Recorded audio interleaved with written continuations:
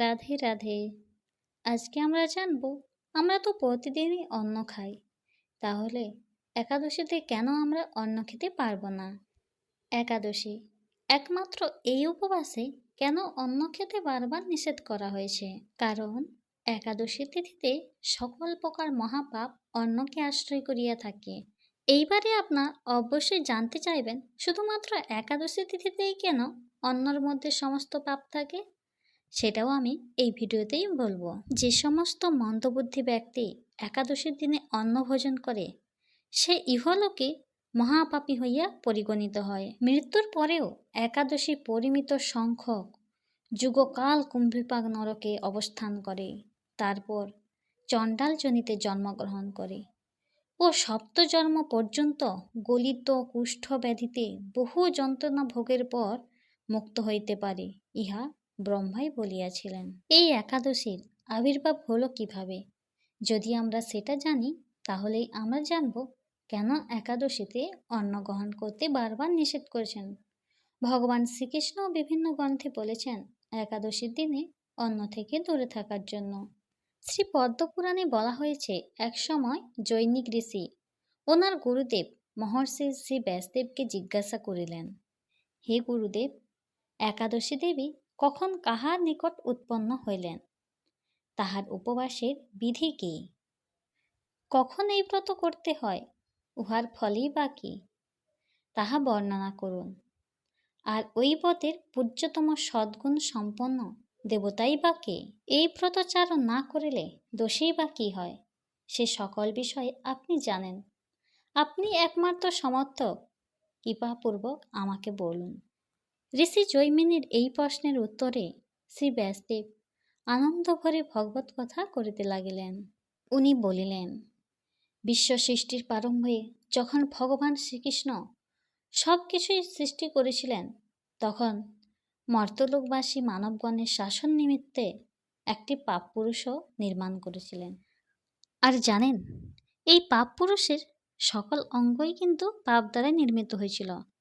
এবার আমরা জানব ওনার কোন কোন অঙ্গে কি কি পাপের দ্বারা পূর্ণ ছিল। ওনার মস্তক ছিল ব্রহ্মহত্যার পাপ, মদ্যপান ছিল চক্ষুদয়, স্বর্ণ অপহরণ ছিল মুখমণ্ডল, গুরুপত্নী ধন অপহরণ ছিল গ্রীবা, ভ্রূণ হত্যা বা গর্ভস্থ শিশুবধ ছিল গলদেশ, পরস্ত্রী গমন ছিল ব্রহ্মদেশ, আত্মীয় স্বজন বধ ছিল উদর, শরণাগত বধ ছিল নাভিদেশ, আত্মা সাঘা কোটিদেশ, গুরুনিন্দা ছিল উরুদয়, কন্যা বিক্রয় ছিল শিশ্ম, গুপ্ত কথা প্রকাশ ছিল মলদ্বার, পিতৃহত্যা ছিল চরণদয়, উপপাতক সকল তাহারই রোমাবলী। এইভাবে সমস্ত পাপ দ্বারা বিশাল দেহ এক ভয়ঙ্কর পাপ পুরুষ নির্মিত হইল। অবশ্যই এবার আপনারা জানতে পারলেন যে ওনার কোন কোন অঙ্গে কোন কোন পাপ ছিল, আর কোন কোন পাপ এই পৃথিবীতে হয়ে চলেছে। চলুন এরপর জানি সেই আসল কথা, কেন আমরা একাদশী উপবাস করব। একবার ভগবান বিষ্ণু গরুরে আরোহণ করে যম মন্দিরে গমন করিলেন। যমরাজ ওনাকে বসতে দিলেন এক স্বর্ণ সিংহাসনে এবং সব কিছু নিয়ে যথাসাধ্য পূজাও করিলেন। এরপর যমরাজের সঙ্গে কথোপকথনের সময় হঠাৎ করেই পুরুষোত্তম ভগবান শুনতে পেলেন দক্ষিণ দিক থেকে উচ্চস্বরে ক্রন্দনধ্বনি। এরপর তিনি যমরাজকে এর কারণ জিজ্ঞাসা করলেন। এরপর যমরাজ কি বললেন জানেন? যমরাজ উত্তরে বললেন, হে দেব, মর্ত জীবগণ নিজ কর্মদেশে যে সমস্ত পাপ করেছিল, অত্যন্ত দুঃখজনকভাবে সে নরক ভোগ করিতেছে। এরপর ভগবান শ্রীকৃষ্ণ তৎক্ষণাৎ সেই জায়গায় গেলেন এবং মর্তবাসী পাপাচারী মানবগণকে এরকম যন্ত্রণায় পীড়িত দর্শন করে ওনার হৃদয় গলে গেল। এরপর তিনি ভাবতে লাগলেন, তিনিই তো সর্বশক্তিমান। তাই নিজের চিন্তা করতে লাগলেন, আমি এই সকল প্রজা সৃষ্টি করিয়াছি, আর আমি বর্তমান থাকিতে ইহারা নিজ কর্মদেশে অত্যন্ত দুঃখদায়ক এই নরক যন্ত্রণা ভোগ করিতেছে। এই মনে করে তিনি নিজেই একাদশী তিথিরূপা মূর্তি ধারণ করলেন। তারপর তিনি সকল পাপীগণকে একাদশী ব্রত আচরণ করাইলেন। তাহারা তৎক্ষণাৎ পাপমুক্ত হইয়া পরধামে বৈকুণ্ঠে গমন করলেন। এরপর শ্রী ব্যাসদেব ঋষি জৈমিনীকে বললেন, হে বৎস জৈমিনী, তুমি একাদশী তিথিকেই পরমাত্মা বিষ্ণুর মূর্তি বলিয়াই জানিবে। সমস্ত সুকর্মে শ্রেষ্ঠ ও ব্রত সকলের উত্তম এই একাদশী ত্রিভুবন পবিত্র করিয়া থাকেন। এইবার আপনাদের মনে প্রশ্ন হতে পারে যে ভগবান শ্রীকৃষ্ণ তিনি তো একাদশী তিথিরূপা মূর্তি ধারণ করে সমস্ত জীবগণকে উদ্ধার করে দিলেন, তাহলে এখন আমরা কেন আর একাদশী করব?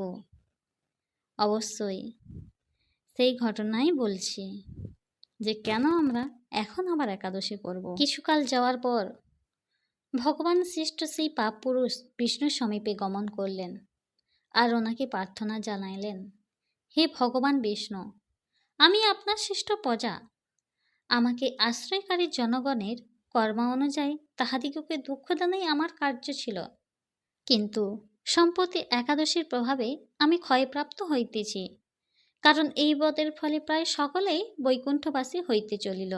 আমি এখন কাহাকে আশ্রয় করিয়া বর্তমান থাকিব? আর সকল জীব বৈকুণ্ঠে চলিয়া গেলে আপনি কাহার সহিত মর্তে ক্রীড়া করিবেন? অতএব হে কেশব, একাদশী তিথির ভয় হইতে আমাকে রক্ষা করুন।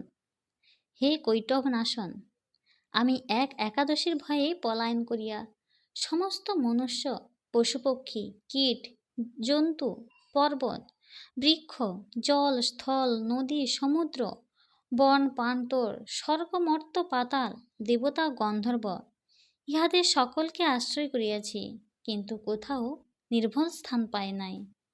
দেখিয়া আপনার শরণাগত হইতেছি। হে দেবাদিদেব, আপনার সৃষ্ট অনন্ত কোটি ব্রহ্মাণ্ডেও একাদশী প্রাধান্য লাভ করিয়াছে, সেজন্য আমি কোথায় আশ্রয় নেব? আপনি কৃপাপূর্বক আমায় একটি নির্ভর স্থান দান করুন।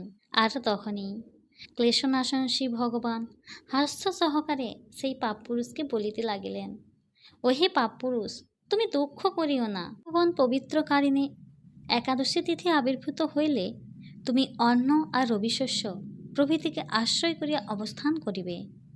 আমার মূর্তি একাদশী তিথি তোমায় বধ করিবে না। আর সেজন্যই একাদশী তিথিতে অন্ন আর রবিশস্যের মধ্যে পাপপুরুষ অবস্থান করে। সেই কারণে এই তিথিতে অন্ন আর রবিশস্য ভোজনের নিষেধ করা হয়েছে। যে ব্যক্তি বলেন অন্ন না খেয়ে রুটি, লুচি এগুলো খাবেন, তাদের ক্ষেত্রে অন্ন খাওয়া আর ওগুলো খাওয়া সমান, কারণ এগুলো রবিশস্যের মধ্যেই পড়ে।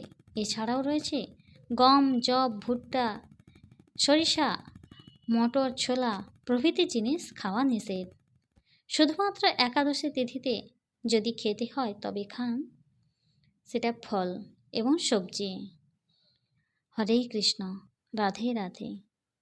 এইভাবে একাদশী তিথি পালন করলে আপনারাও নরকগামী হতে উদ্ধার পাবেন, নিজেদের পাপের বোঝা কিছুটা হলেও কমাতে পারবেন। তাই চলুন শুরু করি একাদশী তিথি পালন। রাধে রাধে, হরে কৃষ্ণ। যদি ইচ্ছে হয় নিজের চোখে পড়ে দেখার, তাহলে পাঠ করুন একাদশী মাহাত্ম্য গ্রন্থ।